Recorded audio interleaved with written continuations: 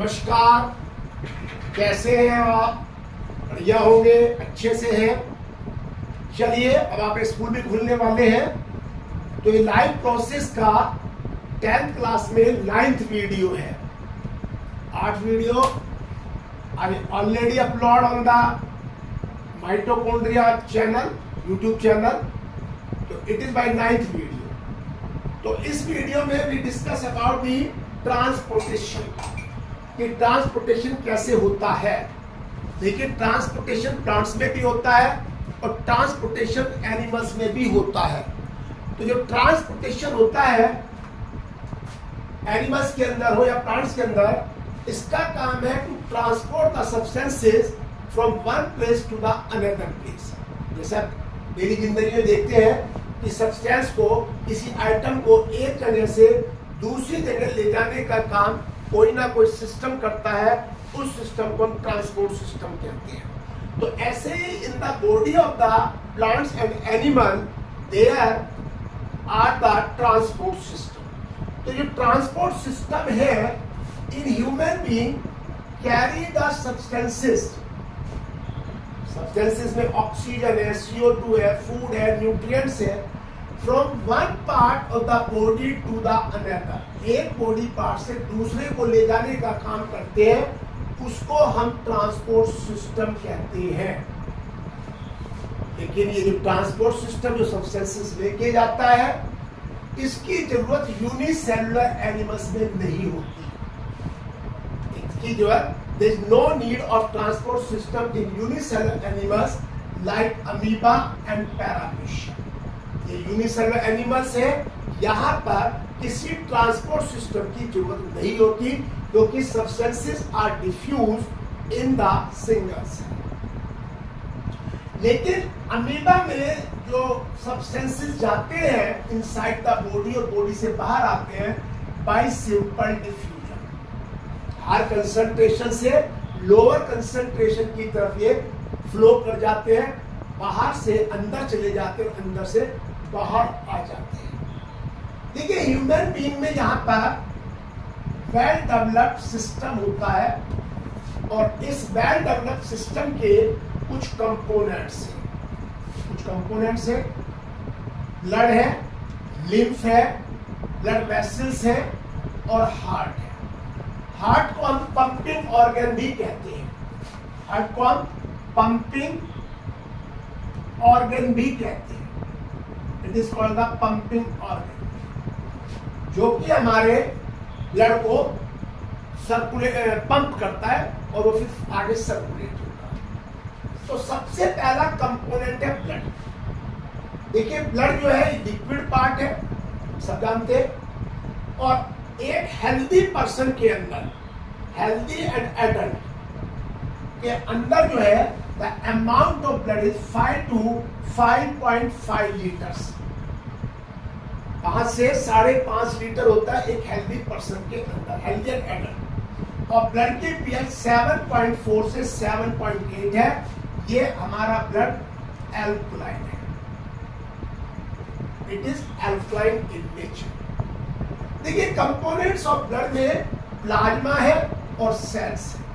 These are the two components which make the blood। सबसे पहले हमारा प्लाज्मा आता है। प्लाज्मा हमारे ब्लड का लिक्विड पार्ट है और इसके अंदर वाटर होता है। इट है the organic and inorganic compounds. Organic भी होते हैं, इनऑर्गेनिक भी होते हैं। तो इसमें प्रोटीन है, ग्लूकोज है, कोलेस्ट्रॉल है, ये सब ऑर्गेनिक पार्ट है। इसमें सोडियम है, पोटेशियम है, कैल्शियम है, क्लोराइड है और वाटर है। ये सारे इनऑर्गेनिक कंपोनेंट्स हैं। यानी इसके 2 कंपोनेंट्स हैं, ऑर्गेनिक एंड इनऑर्गेनिक। तो ये जो प्लाज्मा है, ये ब्लड का 55% पार्ट बनाता है। इतना 55% part of the blood is constituted by the plasma. अब यहां पर हम सेल्स की बात करते हैं।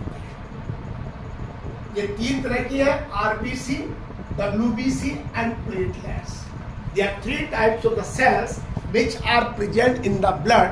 They are RBC, WBC at platelets. तो सबसे पहले we do the talk about the RBC. हम आरबीसी की बात कर रहे हैं। देखिए आरबीसी की बात कर रहे हैं जिन्हें इरिथ्रोसाइट्स भी कहते हैं और इनको रेड ब्लड सेल्स भी कहते हैं। तो ये जो आरबीसी है नॉन न्यूक्लिएटेड होते हैं, न्यूक्लियस नहीं होता, ये बात ध्यान रखना। और इनमें हीमोग्लोबिन होता है। ये हीमोग्लोबिन रेस्पिरेटरी पिगमेंट होता है। आपको रेस्पिरेटरी सिस्टम जब ब्रीथिंग कराया था वहां मैंने बताया था कि ये ऑक्सीजन को, कार्बन डाइऑक्साइड को ट्रांसपोर्ट करता है। कौन? हीमोग्लोबिन। हीमोग्लोबिन आपका ऑक्सीजन और CO2 इन दोनों को ट्रांसपोर्ट करता है और ये ऑक्सीजन CO2 का ट्रांसपोर्टेशन करता है आरबीसी। इसके बाद आपकी आती है डब्ल्यूबीसी जिन्हें आप ल्यूकोसाइट्स कहते हैं। ये न्यूक्लिएटेड होती है। इनकी शेप अमीबा की होती है, जैसे अमीबा चलती है उसी तरह की इनकी शेप होती है। ये अमीबा की शेप की तरह की होती है। अब जब ये अमीबा की शेप की तरह होती है तो जर्म्स को किल कर देती है और जर्म्स को जब ये किल करती है तो इसको कहते हैं phagocytic nature. Killing of the germs is called phagocytic nature. तीसरी आती है प्लेटलेट्स। ये नॉन न्यूक्लिएटेड होती है और ये ब्लड क्लोटिंग में हेल्प करती है। देखिए कभी इंजरी हो जाती है, चोट लग जाती है या हमारी वेन से, कैपिलरी से आगे ब्लड की लीकेज हो जाती है तो ये प्लेटलेट सेल्स उस लीकेज को बंद कर देती है, उस वहां पे क्लोट कर देती है, प्लग कर देती है, स्टॉप कर देती है दी ब्लड प्लेटलेट्स। तो platelet cells help in the blood clotting, जिससे हमारी बॉडी में अगर कोई इंजरी होती है तो वहां पर एक्सिस लॉस ऑफ ब्लड ना हो। अगर एक्सिस लॉस ऑफ ब्लड होगा तो उसमें हमारी डेथ भी हो सकती है और कुछ भी हो सकता है, तो इसलिए उसको प्रिवेंट कर देती है कौन? Platelet cells. अब आइए फंक्शंस ऑफ ब्लड। एक ब्लड जो है ये ट्रांसपोर्टेशन का काम करता है, ऑक्सीजन और CO2 को लेके जाता है। दूसरा ये हार्मोन्स को ट्रांसपोर्ट करता है, ट्रांसपोर्ट मीडियम। ये बॉडी के टेम्परेचर को रेगुलेट करता है, ये वेस्ट प्रोडक्ट को ट्रांसपोर्ट करता है, ये बॉडी की ब्लड की पीएच को मेंटेन करता है और ब्लड के अंदर वाटर के बैलेंस को भी मेंटेन करता है। These functions are performed by the blood और blood is a transport medium. Blood क्या है? ट्रांसपोर्ट मीडियम है। अब यहाँ पर हमारी लिम्फ होती है। देखिए लिम्फ जो एक लिक्विड है। लिम्फ क्या है? जैसे देखिए ये ब्लड कैपिलरीज है, ये हमारी कैपिलरीज है और इन कैपिलरी की जो वॉल है ये थिन और परमेबल होती है। Wall of capillary is thin and permeable.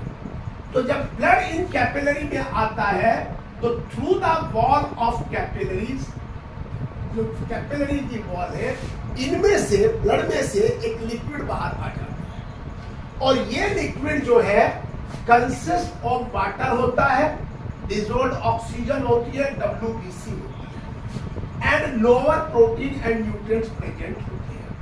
यानी जो लिक्विड एक कैपिलरी की वॉल के थ्रू बाहर आता है उसके अंदर ये सारे सब्सटेंसेस प्रेजेंट होते हैं। इसमें आपका वाटर है, डिसॉल्व्ड ऑक्सीजन है, WBC है, लोअर प्रोटीन है एंड न्यूट्रिएंट्स। लेकिन जो एब्सेंट होते हैं इसके अंदर, जो लिम्फ में नहीं होते, वो आरबीसी है, ये नहीं होती, प्लेटलेट्स नहीं होती एंड हायर प्रोटीन भी यहाँ पे नहीं होती। These are absent in the lymph। ये लिम्फ के अंदर एब्सेंट। अब लिम्फ जब यहां से आता है तो ये यहाँ पर स्पेस होता है, उसके अंदर फिल हो जाता है, वहां ये ऑक्सीजन प्रोवाइड करता है, WBC जर्म्स को किल करती है, न्यूट्रिएंट्स वहां की सेल को प्रोवाइड किया जाता है। अब वहां से ये लिम्फ जो है वहां से आता है और ये लिम्फ कैपिलरी में ड्रेन हो जाता है, उड़े दिया जाता है फ्रॉम द इंटरसेलुलर स्पेस। वहां से जो लिम्फ कैपिलरी है ये आपस में जुड़ करके लिम्फ वेसल्स बनाती है और ये लिम्फ वेसल्स लार्ज वेन के अंदर होती है। यानी लिम्फ कैपिलरीज लिम्फ कैपिलरी से लिम्फ वेसल्स बनेंगी और लिम्फ वेसल्स जो है दे open into the lymph when और लार्जर वेन में खुल जाते हैं। अब लिम्फ वेसल्स मैंने आपको डाइजेशन में बताया था कि लिम्फ वेसल्स जो विलाई में इंटेस्टाइन के विलाई रीजन में होती है उन्हें लैक्टिल्स कहते हैं, क्योंकि ये लैक्टिल्स के अंदर डाइजेस्टिव फैट का एब्जॉर्प्शन होता है। लिम्फ वेसल्स में जो लिम्फ वेसल एक्स्ट्रा फ्लूइड होता है वो ब्लड के अंदर वापस भेज दिया जाता है। इस लिम्फ को हम टिश्यू फ्लूइड भी कहते हैं, टिश्यू फ्लूइड भी कहते हैं। This is about this part. Remaining part, vessels and heart, I will continue in the next video. Tomorrow, आप इस वीडियो को देखिए, लाइक करिए, शेयर करिए और कम से कम इसको सब्सक्राइब जरूर करें, इसको करना ना भूलें। Thank you.